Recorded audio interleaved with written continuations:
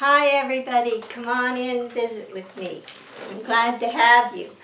Today was watering day. I kind of am moving my watering day around a little bit depending on the weather, which is good for us all to do. So we've had like 100-degree Fahrenheit days, very hot, and it cools down at night, but therefore halfway in between my watering day, I took just a watering can and I just watered the surface and let it run through right where the orchids are, just so they had a little bit more to hold them until the true watering day, which is the soaking watering day, which I did today. Now, as you know, I quite often pin my watering schedule. And one reason I do that is I don't want people to think that overusing some fertilizers is going to be better, because it's not. And I tend to err on the side of little often. In other words, I have a watering schedule, I follow this, and I keep a calendar on my fridge all the time. And I have two magnet clamps that hold it there. And why I'm showing you that is because on the back is clamped my watering schedule. And I was on day 4, and I can repin this underneath the start of the video. I will pin it, which will help it stay at the front of all the comments. And so today was week 4, which is typed out on the watering schedule. So today it was an Epsom Salt day, and there's many opinions, like there is about everything, how much Epsom salts to use. And on my schedule, I give 1 tablespoon to 5 gallons of water, which is about a sink full for me. And in my bucket, which might be a couple gallons, I might use 2 teaspoons. And you can do a heaping tablespoon, but I don't think it's something you want to give. Some people might use a tablespoon a gallon. And I think if you had a really sad plant, you could do that and do it once, but I wouldn't. You can give too much of everything, and it will have detrimental effects. So that's why I like to err on the side of caution. So I wrote 10 to 15 minutes with 1 tablespoon of Epsom salts for 5 gallons of water. So that's what I did today. And in my watering can, and I have some little buckets that I use, I put a teaspoon if it's only a gallon. So, and I soaked them to 15 minutes. So one really good thing about Epsom salts I wanted to share. This is my Epsom salts. And it's just bought at Walmart or somewhere. So it's just cheap Epsom salt. But one thing I do want to share about, I want to read this because I know I won't get it right. And I probably will pin a recent talk on Epsom salts underneath with the watering schedule too. So I think the neighbors are getting dirt delivered or something. You'll have to excuse that. Often the roots will lose the ability to pick up nitrogen. And why is it important we want to pick up nitrogen? Because we're using the heavy nitrogen fertilizer right now, because we're trying to get as much leaf growth and root growth. The plant is growing at this time of the year, and we want to give up everything it can so it can store those sugars and those energies for winter when it flowers. It will hold on to all that. So if we're not using Epsom salts, when we get magnesium from Epsom salts, then if we're not using it, there could be something where the nitrogen isn't getting absorbed as good. So often the roots will lose the ability to pick up nitrogen due in part to reduced acidity. Epsom salts containing sulfates can facilitate the use of nitrogen by being acted upon by bacteria. By reacting with the sulfate, creates sulfuric acid, which acidifies the rooting medium, enabling the hair roots, that's the important part, enabling the hair roots to do their thing, to assimilate nitrogen, resulting in more satisfactory growth. So that is one reason. It's on my water schedule. It's 1 day a month. I don't do it every day. There's the trouble with there's so much information, and I love reading it all, and I always have. And some people think, oh no, Epsom salts, my water's already too full of salt, or it's getting salt from my water, from my fertilizer, and now I'm going to give it more, but it's not a salt per se. It's certainly not like table salt, which is going to kill any orchids or plants if you go and use that. It is so beneficial to us and to our plants that we do want to have it in our watering schedule, and I do have it there. So it helps the plant produce chlorophyll, and it's extremely good for its cell construction and for leaves. So this is why I wanted to show you that and tell you why I do it, and that I do it. And magnesium, Epsom salts. Magnesium is used, it travels through the whole plant. And you're probably saying, well, maybe I'm deficient.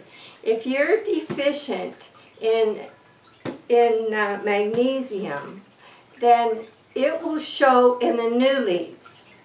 The newer leaves will maybe be yellow tips, and the new leaves aren't real green and lush and healthy looking when they should be. That is a sign of not enough magnesium. One of the signs. It's not the old leaves, it's the new leaves. Calcium, on the other hand, I do my calcium. I have, I put in old brick mortar, I crunch it all up, there's calcium in that. Or you can have a bag of limestone, dolomitic limestone, I think they call it, and you can sprinkle that on to the surface as you're watering one day.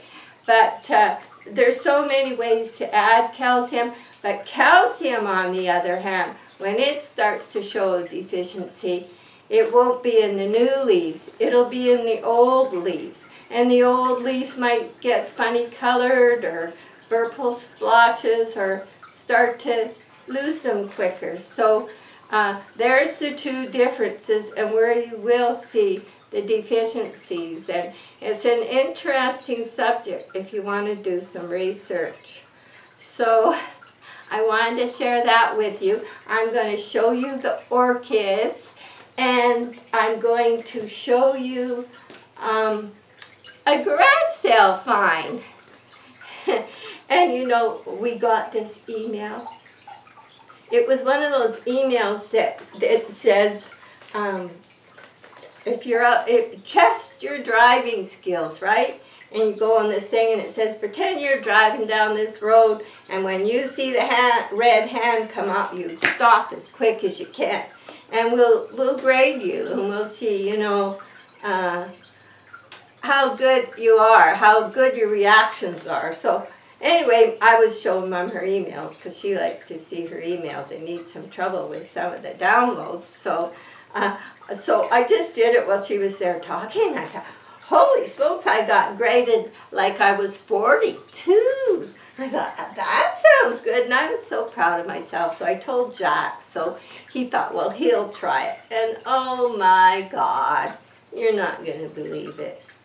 He did it like 2 or 3 times, and the thing comes up and it says, we're not too sure you're a human. You have, you know, like broken all these records, and you've stopped in milliseconds. I just don't believe it. And I was feeling good that I was 42. Oh, well, you know, I'm 72, not 42, but hey, if I stopped for 42, that's pretty good, isn't it? Anyway, I'm going to show you the orchids. Oh, and then I want to pop down to the front yard because I have a hibiscus tree that I've had for years, and not everyone in this area can grow them. But this year, maybe all the extra rain we had earlier in the spring, but the flowers are beautiful, so I'm going to take you around to the front. So, this is tour time, and I'm glad I can share it with you. Okay. So, like I said, we just watered. I'll just show you that. And I've just put all the fountains on because it will be very hot. And some of them are still, this one goes in the shower. It has another new leaf coming. I'm very pleased with the growth. The growth is looking pretty good. New leaves, that's what we want. Even this Mother's Day plant, it's got a new leaf. This one was always ripped half off, but it's hanging in there. And of course, I have a spike coming back there, and that was from, I put them out here too soon, and it was colder than normal for that time of the year. And some of them, because of that week with real cold, took a shock, especially, and so they're spiking. So maybe in the fall, when they do get their cold treatment for the winter flowering, I'll do them again. See if I get 2 branches. It's what they do in the greenhouse. I'm pleased with Mommy and Baby. They're doing good. Same colored leaves. They're the same history with the same plants. So things are good and good. Humidifiers are on. Look at the roots growing and the leaves. Just amazing. That new leaf, and now there's another one coming in there. Whoops. So things are looking good, and I think Moon Gold has even got a little spike coming way inside. There's 3, I think, that are trying to spike. So I'll just turn around. And we'll go and I'll show you the garage sale fund. Okay, this one's still hanging in. It never dropped its flowers.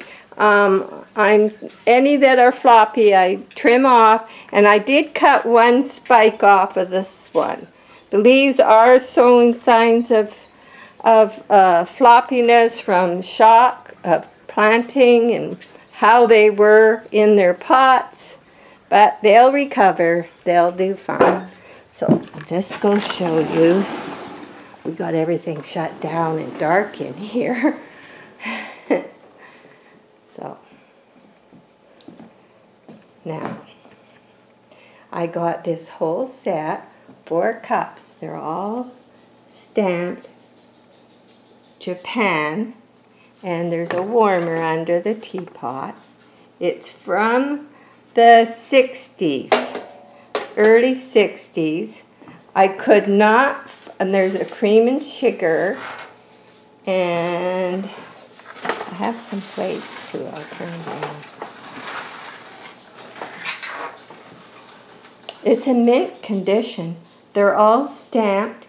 Anyway, I got the whole set for $10. I was quite pleased. It's just nice for a couple people having sandwiches and tea. So I was quite pleased with this. And over here I have the little branch I cut off of the other orchid that is out in the sink. So it seems funny with no orchids in the house. And I made jam yesterday, jelly jam. So we made lots of raspberry jam. We froze lots, and I usually wait, but we were out of jam, so I decided heat or no heat, I had to make it. So now we are headed to the front to see that hibiscus tree. Maggie's not happy, I just shut the door on her. She'll be there. Okay. There's how things are looking today.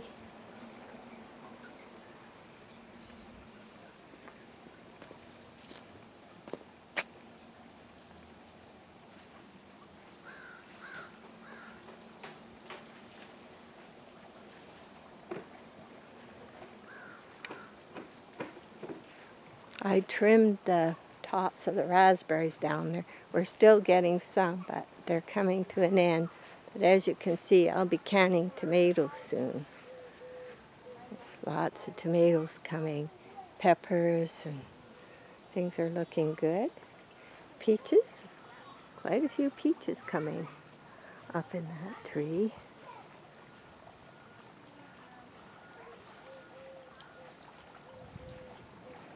Okay, down to the hibiscus tree.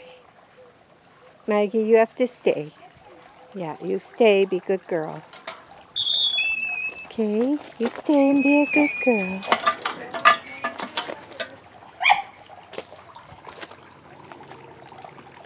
It's some echinacea kind of growing wild by the fountain. We quit feeding the birds because of rats. Ew.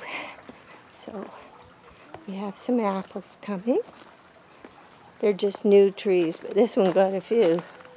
I love eating apples off a tree, right off the tree. Okay.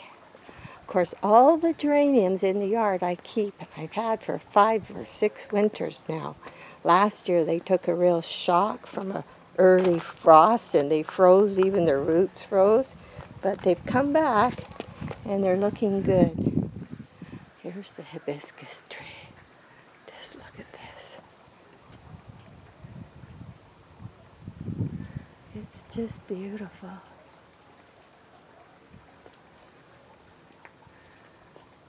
It was so heavy with flowers, I had to tie up some of the branches yesterday.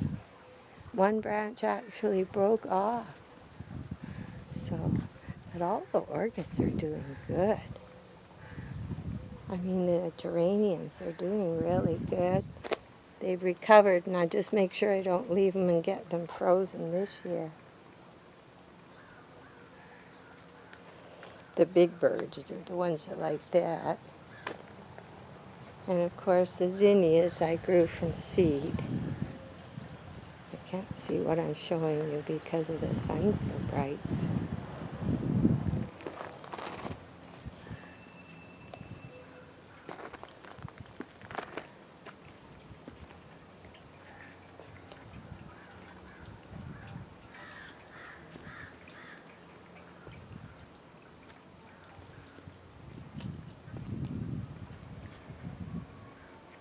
It's a quiet day in the neighborhood, except for the truck next door.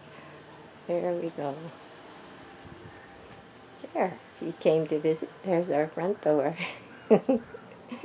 And welcome. So, you're always welcome. And I'm glad to have your comments. And thanks for being a part of our lives. Bye for now.